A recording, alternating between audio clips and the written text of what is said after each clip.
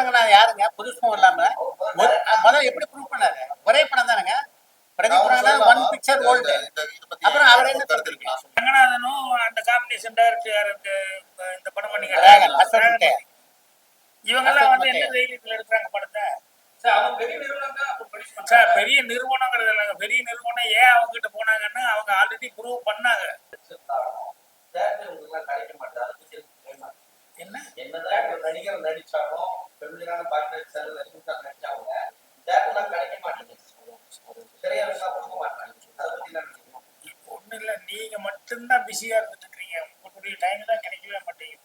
இப்ப 17 19 வந்து இல்லைங்க, நீங்க பிஸியா இருக்கிறது ரொம்ப சந்தோஷமா இருக்கு. ஆனா என்னன்னா நீங்க இவ்வளவு எல்லாம் பிஸியா இருக்கிற அளவுக்கு படங்களும் வந்து ஓடணும் இல்லையா?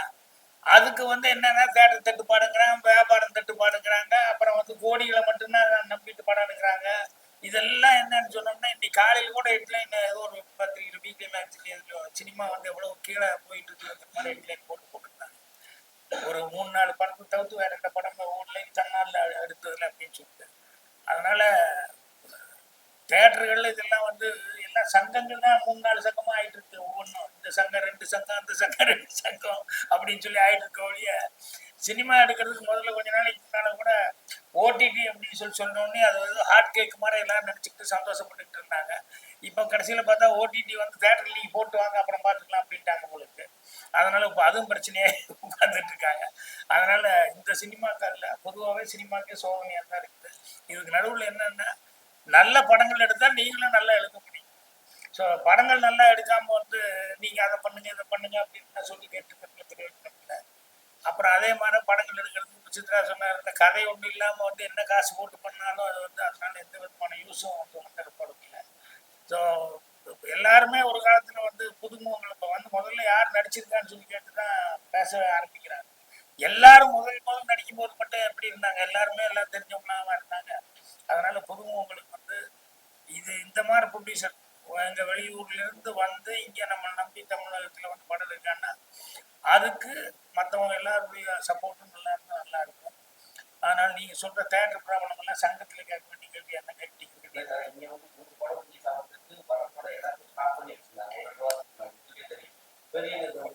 இல்ல சார், சில நேரங்கள்ல சில பேர்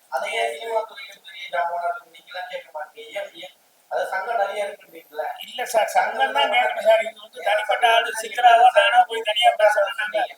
மேடை கிடைச்சா இப்படி பேசுவாங்க, கஷ்டமா இருக்குதுன்னு அதான் பேச முடியும். தீர்வு வந்து அந்த தீர்வுக்கு வந்து சங்கம் வச்சிருக்காங்கல்ல, அவங்க தான் போய் அதுக்கான முயற்சி பண்ணணும். பாடி ரெப்ரசன்ட் கவர்மெண்ட் வந்து அது அக்கறை இருந்து அவங்களும் பண்ணணும். அதை விட்டு போட்டு தேட்டர் இல்லாம கேரளா வந்து கவர்மெண்ட் இதே சினிமா கஷ்டமா வந்ததுன்னா ஓடிடி ஆரம்பிச்சிருக்காங்க. இங்கே தமிழ்நாட்டுல ஏன் சினிமாவை கண்டுக்கவே மாட்டாங்க? கலைஞர் இருந்தாரு, ஜெயலலிதா இருந்தாங்க, அவங்க சினிமா துறைக்கு வந்ததுனால அவங்க இதை பார்த்துட்டு என்ன நஷ்டப்பட்டாங்க. இப்போ இருக்க ஆட்சியாளர் தெரியுமா தெரியாதா? ஏன் நீங்களாம் போய் சொல்லக்கூடாது? இப்ப இருக்கிற ஆட்சியாளர் சினிமா துறை மேல கவனம் செலுத்து அப்படின்னு சொல்ல முடியாதுங்க. ஒரு மிகப்பெரிய திரைப்படம் அவங்களுக்கு தொடர்பு இல்லைன்னு சொல்ல முடியாது. இன்றைய முதலமைச்சர் பெரிய படம் போது அவங்க தான் வாங்கிக்கிறாங்க, மீதி எல்லாத்தையும் அப்படியே கீழே தள்ளிடுறாங்க. நீங்க சொல்ற மாதிரி துணை முதல்வர் சொன்னீங்கன்னா அவங்க ஒரு கம்பெனி வச்சிருக்காங்க, ஒரு படம் ரிலீஸ் ஆகுது விடாமுயற்சி, மீதி எல்லா படத்தையும் லாக் பண்ணி வச்சிருக்காங்க. அப்ப மக்கள் எந்த தேட்டருக்கு போவாங்க? எந்த தேட்டருக்கு போனா அதான் பார்ப்பாங்க. சின்ன படங்களை போய் பார்க்க முடியாதுல்ல. அவங்கள விட்டுருங்க, அவங்களே இல்ல. வேற யாரும் வேற ஒரு புது விநியோகஸ்தரா இருந்தாலும் அஜித் படம் வருது, ராம் சேவா படம் வருது, திரையரங்காரங்க யாருக்கு தேட்டர் கொடுப்பாங்க எனக்கு சொல்லுங்க. எம்ஜிஆர் படம் வருது, சிவாஜி படம் வரும்போது அங்க ஜெமினி படம் வரும்ல,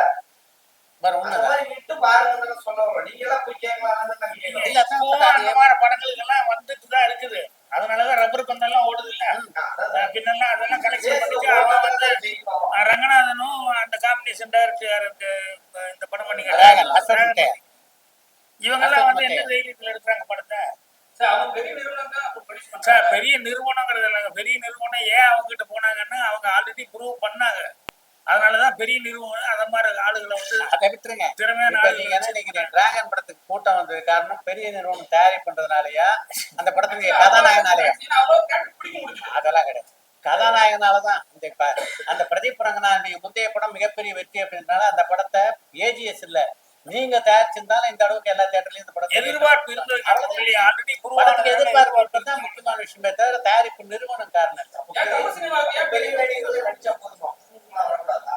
பிரதீப் ரங்கநாதன் யாருங்க புதுசும் இல்லாம முதல்ல எப்படி ப்ரூவ் பண்ணாரு? ஒரே படம் தானங்க Pradeep Ranganathan, one picture old. அப்புறம் அவர் என்ன சொல்றீங்க? அவர் புதுமுகம் தானே. நான் வந்து ஒரு 10-12 வருஷமா இந்த இண்டஸ்ட்ரியில இருக்கேன். நான் இதுல பார்த்ததுல எல்லாமே வந்து நல்ல படம் நல்ல கதையா இருந்துச்சுன்னா ஓடிடும். ஓகே, அதுக்கு வந்து நீங்க வந்து வாய்ப்பு கிடைக்க மாட்டேங்குதுன்னு சொல்றீங்க, தியேட்டர்ல ஓடும். எனக்கு தெரிஞ்சு வாய்ப்புலாம் கிடைக்குது. இப்போ எங்க படம் ஒரு சின்ன படம். நாங்க வந்து போய் இப்போ ஒரு தியேட்டர் ரிலீஸ்க்காக பேசும்போது யாருமே நோன்னு சொல்லல எங்ககிட்ட. எல்லாருமே நாங்க பார்த்து சொல்றோம்னு சொல்றாங்க. ஆனா வந்து எல்லாராலையும் ஒரு நாளைக்கு அந்த 5 ஷோ கொடுக்க முடிய மாட்டேங்குது, 3 ஷோ கொடுக்க முடிய மாட்டேங்குது. ஏன்னா அவ்வளவு படங்கள் வருது. இந்த வீக்கெண்ட் வந்து 10 படம் வருது. எல்லாமே சின்ன படங்கள் தான் நீங்க சொல்ற மாதிரி. ஒரு பெரிய படமும் வரல. நீங்க பெரிய படம் வந்து ஒரு பெரிய கம்பெனி வாங்கி அவங்க ரிலீஸ் பண்றதுனால எல்லா தேட்டரும் எடுத்துக்கிறாங்க கிடையாது. அவங்க எல்லா தேட்டரும் எடுத்துக்கிறது அவங்க வச்சிருக்காங்க, நம்மளுக்கும் கொடுக்குறாங்க. படம் நல்லா இருந்துச்சுன்னா ஓடிது. இப்போ சொல்ற மாதிரி லப்பர் பந்துன்னு ஒரு படம் இருந்துச்சு, நல்லா ஓடிச்சு. எனக்கு கதை நல்லா இருந்துச்சு, வாழை நல்லா இருந்துச்சு, ஓடிச்சு. அதே மாதிரி அது கூட வந்த 10 படம் இங்க உங்களால பேர் சொல்ல முடியுமா? முடியாது. ஏன்னா மக்களே வந்து ஒரு கருத்து வச்சிருக்காங்க. இப்ப படம் பார்த்துட்டு ஒருத்தன் வந்து நல்லா இருக்குன்னு சொன்னான்னா அதை கேட்டுட்டு இன்னொருத்தங்க போய் பாக்குறாங்க. அப்படியே ஹிட் ஆகுது படம். எங்க படமும் அப்படி வரும்னு எனக்கு ஒரு நம்பிக்கை இருக்கு. ஏன்னா அந்த படம் இந்த படமும் அந்த மாதிரி ஒரு நல்ல கருத்து வச்சிருக்கோம், நல்ல கதை இருக்கு. அண்ட் அதுக்கப்புறம் வந்துட்டு இது வந்து ஒரு ஒரு ஒரு உண்மை கதையா இருந்தாலும் அதுல வந்து ஒரு சின்ன ஃபேண்டசி மாதிரி ஒரு ட்விஸ்ட் இருக்கு. நல்ல விஷயங்கள் வச்சிருக்கோம் இந்த படத்துல. ஸோ இப்போ எங்க படமும் ஹிட் ஆகணும்னா அதுக்கு எப்படி பண்றது? உங்களை மாதிரி ஆளுங்க வந்து ப்ரெஸ்ல போடுறது, பப்ளிசிட்டி பண்றது. அது மட்டும் இல்லாம நம்ம தியேட்டர்ல போய் மக்கள் பார்த்துட்டு வெளியே வந்து நம்ம படத்தை பத்தி நல்லா சொல்லும் போது நீங்க அதை எடிட் பண்ணாம கரெக்டா போட்டுருது. அப்படி பண்ணாலே போதும்னு நினைக்கிறேன். நம்ம இந்த இண்டஸ்ட்ரிக்கு நம்ம அவர் கேட்க வந்தது வேற. இல்ல அவர் அந்த தியேட்டருக்காக நீங்க சொல்றதுங்க அந்த டாமினேஷன்ங்கிறது ஒரு காலத்து டிஸ்ட்ரிபியூட்டர் கையில இருந்தது, ஒரு காலத்து ப்ரொடியூசர் இவங்க டாமினேஷனா இருக்கும், அப்புறம் தேட்டருக்காரங்க டாமினேஷன் மாறி மாறி வந்துட்டு இருக்காங்க. இப்போ டைரக்டர்களுக்காக அப்படின்னு சொல்லிட்டு ஒன்று இருந்தது இல்லையா? அப்புறம் ஹீரோக்களை பிடிச்சா தான் டைரக்டர் பிடிக்க முடியும்னு வந்தது. அப்புறம் ப்ரொடியூசர்களே பெரிய பெரிய பேனர்ல இருக்கிற ப்ரொடியூசர்களே முதல்ல ஹீரோ கிட்ட கதை சொல்லிட்டு வாப்பா, அது ஓகேன்னா எவ்வளவு கோடி வேணாலும் நான் கொடுக்குறேங்கிற மாதிரி அவங்களே கொடுத்துட்டாங்க. எல்லாமே இப்படி இருக்குது.